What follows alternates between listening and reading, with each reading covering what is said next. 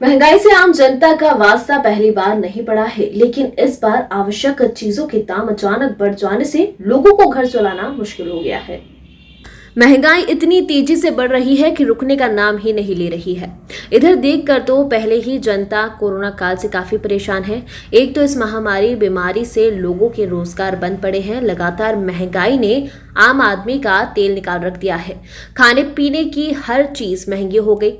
बात करें तो चना दाल पिछले लॉकडाउन में 60 से 65 किलो था और अब 80 किलो तक पहुंच गया है। यहां तक अरहर दाल 100 रुपए किलो तक पहुंच गई है। इसी प्रकार देखें तो सरसों तेल की कीमत 120 रुपए किलो थी, अब वही तेल 200 के करीब पहुंच गया है। अगर ये महंगाई इसी तरह रही तो आम आदमी का जीना मुश्किल हो जाएगा। इस साल में 15-20 रुपए किलो चना दाल है, मूंग दाल है, अरहर है, उड़द सब दाल का 15-20 रुपए किलो पड़ेगा। और ये कोरोना काल में कितनी बढ़ गई? कोरोना काल का मान 15 रुपए किलो का दाल में बढ़ा है। और क्या आइटम को? और तेल का मान है तो तेल का मान 100, 105, 110 रुपये का दाम है, जो 150 रुपये किलो होगा रिफाइंड तेल का। यही भाव सरसों तेल का 150 रुपया, पहले 115-20 रुपया हो, अभी 150 रुपये किलो होगा। तो थारी दुकानदारी में फर्क पड़े कौन पड़े? दुकानदारी का मान है बिल्कुल मंदी है दुकानदारी। क्या नाम था आपका? मेरा नाम प्रभु। लालसोट के संस्कृत विद्यालय में राष्ट्रीय स्वयंसेवक संघ के कार्यकर्ताओं ने लालसोट क्षेत्र के सभी पत्रकारों का सम्मान समारोह आयोजित किया, जिसमें राष्ट्रीय स्वयंसेवक संघ के गिरिराज शर्मा ने पत्रकारों के मस्तक पर तिलक लगाकर एवं माला पहनाते हुए दुपट्टा व डायरी के साथ राष्ट्रीय स्वयंसेवक संघ की किताब देकर सम्मानित किया। इस दौरान पत्रकार कमलेश बेनाडा, कमलेश आशिका, कमलेश त्रिवेदी, महेश बिहारी, राकेश शर्मा, धर्मेंद्र शर्मा, सुरेश बिहारी, पूजा शर्मा, मनोज शर्मा एवं शंभूलाल सैनी सहित अन्य पत्रकारों का सम्मान किया गया। वहीं राष्ट्रीय स्वयंसेवक संघ के गिरिराज शर्मा, श्याम सुंदर शर्मा सहित अन्य जन मौजूद रहे। खबर हनुमानगढ़ से है, जहां जिला कलेक्टर नथमल डिडेल ने गोलूवाला सीएचसी का औचक निरीक्षण किया। इस दौरान जिला कलेक्टर ने सीएचसी इंचार्ज से ओपीडी डिलीवरी, कैसेज, वार्ड में भर्ती मरीजों की संख्या, ऑक्सीजन सप्लाई, दवाओं की उपलब्धता, सीएचसी पर होने वाली जांचों इत्यादि के बारे में विस्तार से जानकारी ली। CHC in-charge doctor Narendra Godara ने बताया कि अभी ओपीडी प्रतिदिन करीब 200 है। डिलीवरी केसेज पिछले महीने करीब 17 थे। कोरोना काल में डिलीवरी केस कम हुए हैं। 2 महीने पहले डिलीवरी करीब 55 से 60 प्रति माह होती थी। वहीं वार्ड में ऑक्सीजन सिलेंडर्स की पर्याप्त व्यवस्था है। भाजपा जिला अध्यक्ष नारायण पुरोहित ने प्रतिक्रिया व्यक्त करते हुए कहा कि ये धरना प्रदर्शन केवल एक नाटक है। कांग्रेस द्वारा जो पेट्रोल डीजल को लेकर धरना प्रदर्शन कर रही है, वो केवल प्रदेश की गहलोत सरकार की विफलता को छुपाने के लिए नाटक मात्र है। कांग्रेस ये नाटक करके जनता को गुमराह नहीं कर सकती। जनता जानती है कि देश में सबसे ज्यादा वेट पेट्रोल डीजल पर राजस्थान में है, जो प्रदेश की जनता के साथ कांग्रेस सरकार छल कर रही है। पुरोहित ने कहा कि पेट्रोल डीजल की बढ़ती कीमतों व महंगाई के खिलाफ धरना प्रदर्शन करके घड़ियाल आंसू बहाने वाली गहलोत सरकार शायद ये भूल गई है कि देश में पेट्रोल डीजल पर सर्वाधिक वेट राजस्थान में पेट्रोल पर 12% व डीजल पर 10% बढ़ाया गया है। नमस्कार। कांग्रेस द्वारा आज पेट्रोल पंप पर विरोध प्रदर्शन का जो नाटक किया जा रहा है, मेरा कांग्रेस के बंधुओं से निवेदन है कि जो उनके मुख्यमंत्री महोदय के हाथ की बात है, जो राजस्थान में वेट है वो पूरे भारत में सर्वाधिक है। पेट्रोल पर 36% है और डीजल पर 26% है। उसको हमारे जो पड़ोसी राज्य हैं उनके बराबर करके जनता को राहत देने का काम करें, न कि खोटी बयानबाजी करके विरोध प्रदर्शन करें और लोगों का ध्यान भटकाने के लिए इस प्रकार के नाटक नौटंकी से बाहर जाके लोगों को वेट कम करके राहत देने का काम करें।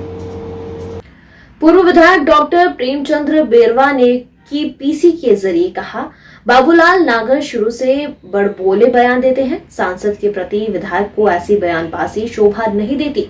बेरवा ने कहा, परिपक्व कौन नहीं है, सांसद या विधायक। जब विधायक पढ़ाई कर रहे थे तब तो भागीरथ चौधरी एक चुनाव जीत चुके थे। जितने वोट विधायक जी को मिले हैं उतने वोटों से तो सांसद ने लीड की है। दूदू विधायक नागर अजमेर सांसद भागीरथ चौधरी से माफी नहीं मांगी तो बाबूलाल नागर का उपखंड मुख्यालय पर पुतला जलाकर विरोध प्रदर्शन किया जाएगा। विधायक नागर ने केंद्र सरकार के कार्यों का शिलान्यास किया है और कहा कोरोना काल में जनता को कैसे कोरोना से बचाया जाए इस पर फोकस होना चाहिए। जो सही अधिकारी सही ईमानदारी से काम करने लगते हैं तो उनको यहाँ से हटा दिया जाता है।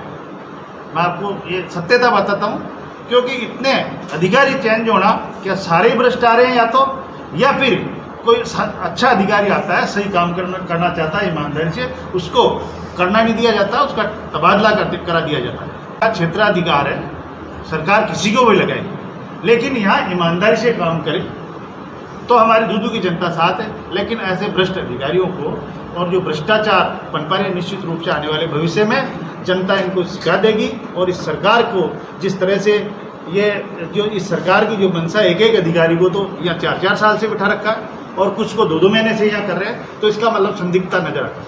माननीय सांसद महोदय जो अजमेर से सांसद है और दूदू क्षेत्र उसमें आता है, उनको जिस तरह से उन्होंने कल परिपक्वता का कहा कि परिपक्व नहीं है, वो नए हैं, ये एक उस अशोभनीय भाषा है। जब माननीय विधायक महोदय अध्ययन कर रहे होंगे, शायद उस समय तो हमारे सांसद महोदय चुनाव लड़ चुके थे, वो 2 बार सांसद रह चुके हैं, 2 बार विधायक रह चुके हैं, 1 बार वो सांसद रह चुके हैं और उनको ये कहते हैं कि अनुभवता की कमी है।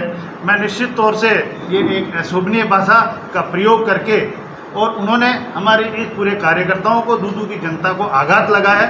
हम ऐसे बड़बोलेपन और इस तरह की अशोभनीय भाषा का हम कार्यकर्ता, पूरी दूदू की जनता उससे आघात लगा है, इसलिए हम निंदा करते हैं। हम जब तक वो इस अशोभनीय भाषा को वापस नहीं ले या माफ़ी नहीं मांगे, जब तक हम सभी कार्यकर्ता हर मंडल स्तर पर, हर बूथ स्तर पर इनका विरोध करेंगे।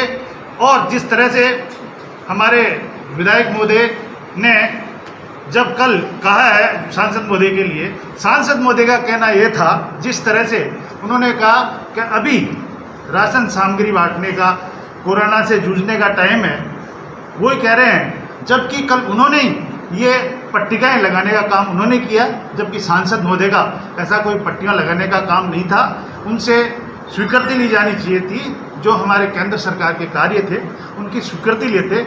उसके बाद में भी जो उद्घाटन हुआ है उसमें उन्होंने ये कहा है कि ये हमारे नाबार्ड का काम है, लेकिन वो काम हमारे ग्रामीण सड़क योजना, हमारे प्रधानमंत्री ग्राम सड़क योजना के तहत जो कार्य चल रहा है, उस कार्य के लिए हमारे सांसद महोदय ने अधिकारियों को बुला के कल ये कहा था, भाई आप लोग जिस तरह से ये कार्य कर रहे हैं, इसमें हमारे सांसद महोदय ने यही कहा कि मैं इसमें या मुख्य अतिथि होना चाहिए, मेरे निर्देशन में ये उद्घाटन होना चाहिए, मैं इसकी गुणवत्ता की भी जांच करूंगा, आपने रोड कैसी बनाई कैसी नहीं बनाई।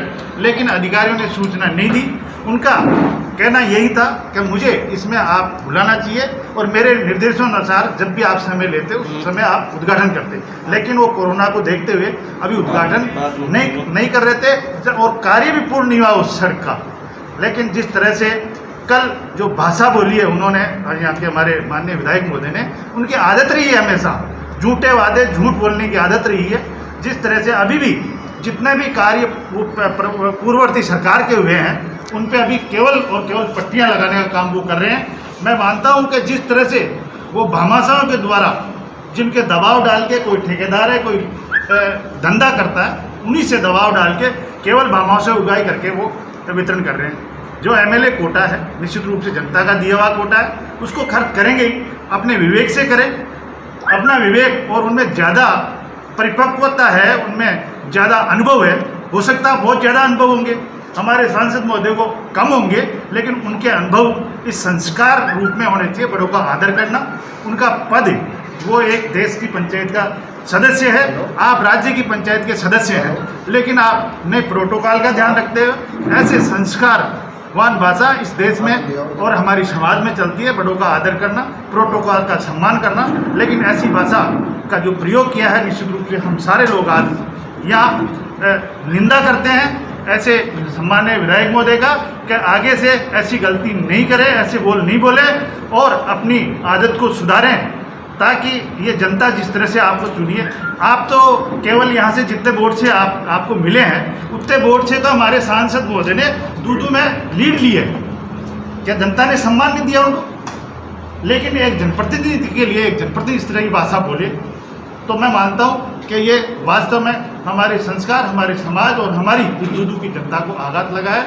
मैं निवेदन करूँगा कि अगर वो नहीं माफ़ी मांगेंगे, अपने वापस सब नहीं लेंगे, तो हम सभी मंडल स्तर पे और सभी बूथ स्तर पे इनका विरोध दर्ज कराएंगे और जरूरत पड़ी तो हम धरना भी देंगे।